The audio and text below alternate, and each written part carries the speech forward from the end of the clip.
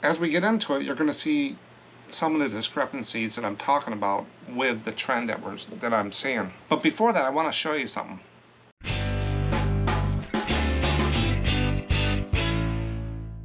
Well, it's that time again to go over the May 2024 eBay Standard Envelope Analysis. I do this every month.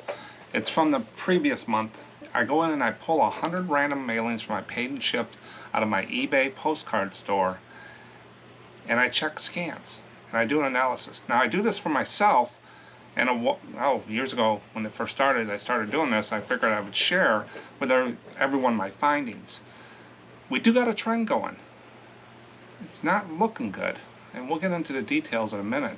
eBay was 90% in all of the scan areas for this month, under 90%, and I had 6 no scans. So that's going in the wrong direction, and I think I have some reasons it's happening, but it's just speculation, but I'll get into that here in a second. But when the scans don't occur, it causes more work for us, and I put a line in the sand of 90%. If we don't get more than 90% or more of the scans, it seems like I get more requests, as I call them. Where's my postcard? It says delivered not here, or it hasn't scanned, did you ship it? That's the line in the sand I kind of drew of 90%. So if we're missing 90% of the scans, it seems like we get more work. Now scans come in. eBay Standard Envelope doesn't require an acceptance scan. It needs a scan somewhere in the system. So you get your origin, your destination, outfitted and delivered is what I track, and I'll go through that in a second. But those can't be done at the post office or by your carrier. They have to be done at the sorting centers. And people need to understand that. It's not like package tracking. It's not as robust as package tracking. If it was, we'd be paying a lot more. But for 60 some cents, we can ship 1 ounce envelope with a little bit of tracking that we never had before. LetterTrack has been doing this for years. Macari has it. Etsy has some type of this. It's a service provided by the post office. eBay just branded their integration with it as eBay Standard Envelope. It's a barcode that's on the front of the envelope, and it goes, right across here. And they track and they send out reports or information. eBay takes it and puts it as tracking inside. As we get into it, you're going to see some of the discrepancies that I'm talking about with the trend that I'm seeing. But before that, I want to show you something. My post office box, all my returns, everything for the business goes to my post office in the town over here. I don't have it sent to my home, it just goes to the PO.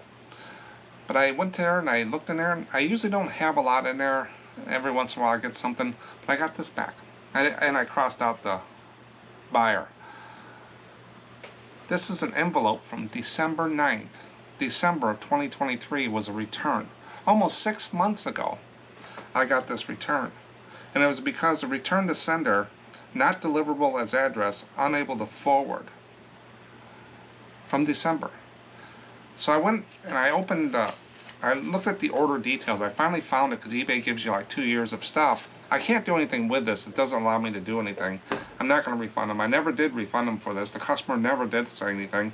I'm not going to follow up on a 6-month item for $4, whatever. But look here in the order details. It says it was delivered on December 14th. So it hit the last sorting center. It wasn't delivered to the house because it scanned at the last sorting center on the 14th. And it says it was delivered. This is the original sale here on December 9th, and it was for total of $458 with sales tax and everything. So I sold this card for $420. I must have sent a 10% offer. So I do see the card, and when I open the envelope, the card is still there. It's fine. I can resell that card, and no problem. But that just goes to show you how screwed up things can be with the post office. Why did it take 6 months for me to get a letter back? How much room did that take up? Did it fall behind a counter? Was it in someone's bag they just found it?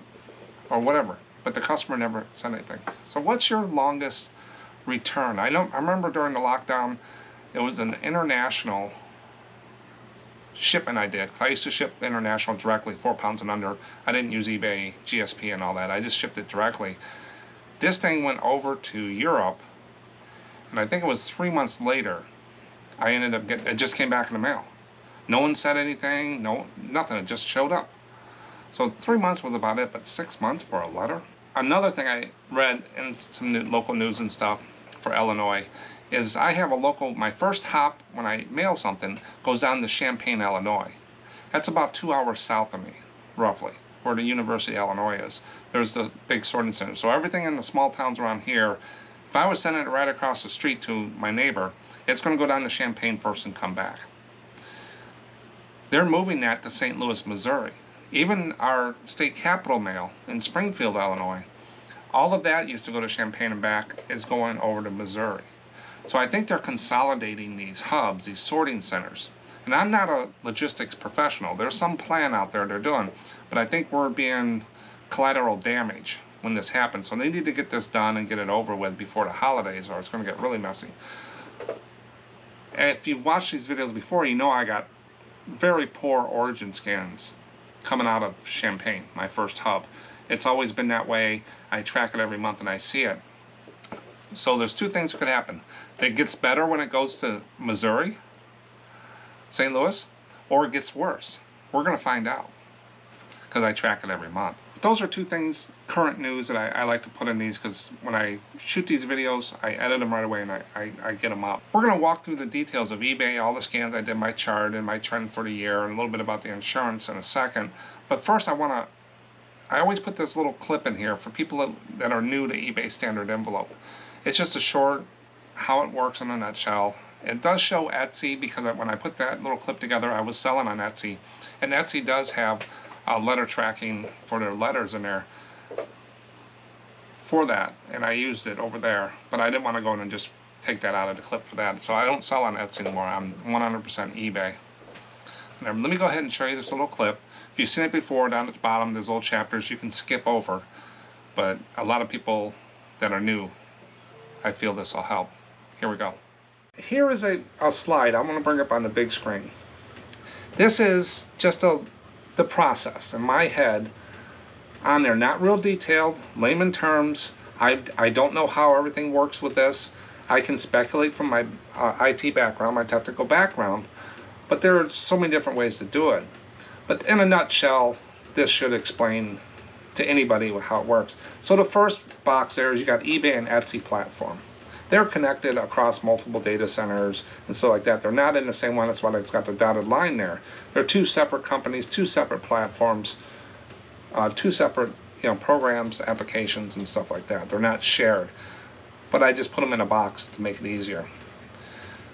When someone buys a postcard from either eBay or Etsy, it goes to the post office. The post office then sends data to eBay or Etsy in some way, format, a file, web services, some integration is going to go up and going to come down. Either eBay and Etsy picks it up or directly goes into those platforms if they have shared access. So that's your scans. When it hits the post office, it goes back and forth into the tracking on eBay and Etsy. If everything is successful with the delivery, and then you got a happy customer like at the end here. Even though the scans are not happening, most of the time the customer gets the card and they're happy. That's how it works. Pretty simple. A lot of moving parts. Don't know where the issues are. Stuff like that. Why is there no scans? I don't get it. I still haven't figured that one out. And I probably never will. But every month I track from the previous month 100 random mailings. And this is for May 2024. And here's the chart. Now if you see the red on there, it's because if I printed out 10 labels and any of the scans is below that, I mark it red. So if you notice, there's a lot of red on here. There usually is.